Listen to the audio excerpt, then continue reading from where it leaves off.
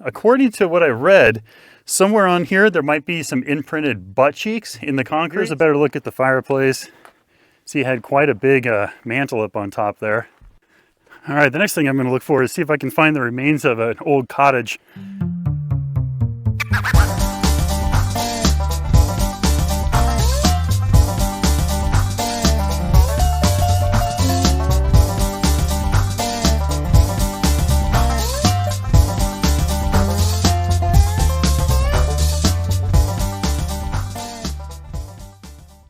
Hi, I'm Brian from Northwest Bronco. Welcome back to the channel. This is going to be kind of a short video. I'm out here in the Oregon Desert, and a subscriber by the name of Russell Parker, I believe is his name, he gave me a little bit of a hint. He's given me hints before about stuff I can find out here, but this place is pretty special. This isn't really a secret place. A lot of people know about this place, but I didn't, and it's called Smith's Castle. This place was actually built by John Smith around 1921. I don't know exactly what the dates are, but I know he lived here with his wife, and I know there's at least one son because there's a cistern around here somewhere. They say is to the north and up the hill, where his son, I think his name was Mitchell, he had a little cottage up there.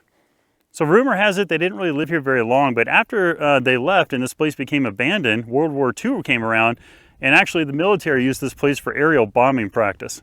So I really don't know shit about military aircraft, but I know that they were testing the P-38, whatever that may be. I didn't look it up before I left, but I guess they were testing the P-38 plane, doing aerial bombing practice on this house, which is really a bummer because I'm sure this thing looked pretty cool back in its heyday. So without further ado, I'm going to show you some of the fun little facts about this place, do a little walk around the property, see if I can find anything interesting, and we'll go from there. So I'm assuming this here would have been the front steps going up to the front door.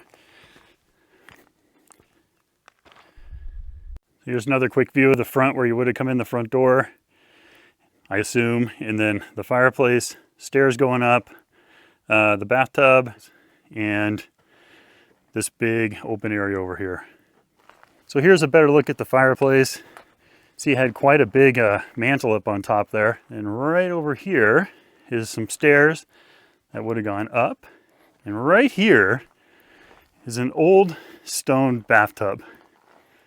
Now I'm 6'4", 220, and I fit in this thing pretty darn well. I'm sitting actually where the drain was, and so your head would have been over there. But I guess the rumor has it when John put this in, the wife was not too pleased about having a concrete bathtub. But according to what I read, somewhere on here there might be some imprinted butt cheeks in the concrete. So I'm going to take a look, see if I can find those imprints.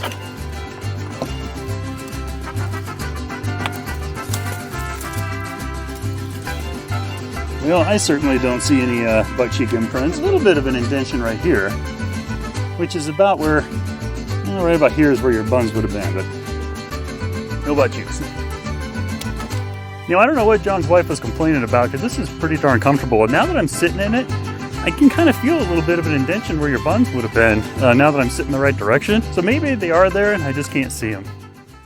So you can kind of see here all these bullet holes. These are from either more modern assholes that come out here shooting this thing, or it's from the military, because they didn't really specifically say what kind of target practice. They just said it's target practice. The military used it for target practice and or aerial bombing. So these could be really old bullet holes, or they're just people that come out here and vandalizing this thing. All right, so now I'm just going to walk around the perimeter and see if I can find anything that maybe no one's found yet. And also I want to find the cistern, because supposedly his son had a little cottage next to it. So I'm going to go ahead and start walking my loop and see what we can find.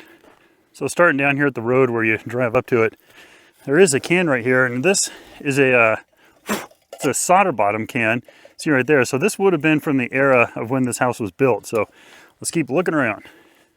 All right, so I walked the whole perimeter all the way up and around, and where the book said to look for the cistern, where the small cottage might have been, well, it was, is to the north and up the hill. But I walked all the way up there and I didn't find it up there, and I don't see how you can put a cottage up there. So I did see on Google Satellite that behind the camera back there, down the hill and kind of to the west, there was a big kind of like hole in the ground that I could see. So I'm going to check that out and see if maybe the book was wrong, or maybe they're talking about north down the road farther and up the hill. So I'm going to keep investigating.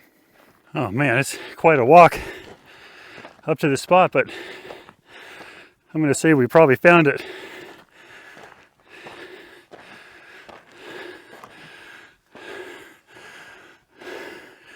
All right, I'm going to go out on a limb and I'm going to say that this is actually the cistern, and it wasn't north of the location up the hill.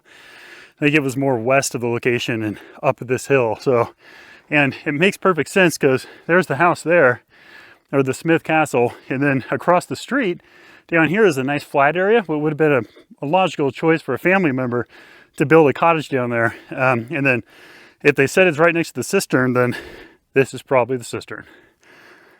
All right, the next thing I'm going to look for is see if I can find the remains of an old cottage that's close by to this cistern. All right, once again, going out on a limb, but I'm walking down the hill and I'm almost to the road, and I'm starting to see some signs on the left side here, like this piece of concrete right here, some old chunks of cans and metal, some chicken wire, more cans right here.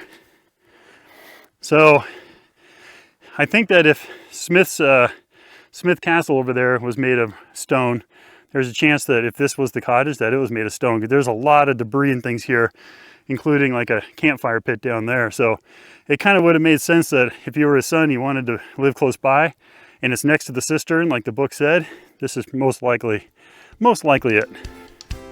All right, that's about it for this place. Hope you enjoyed the tour of Smith's Castle. Now, because this is kind of a popular place, sort of, if I got any information wrong, make sure you put it in the comments below and let me know. I'm not going to be offended or anything like that. But it's starting to get dark and I got to find a place to camp because tomorrow I'm actually filming a full-length trip in the morning. So I'm going to find a place to camp and we'll see you next time.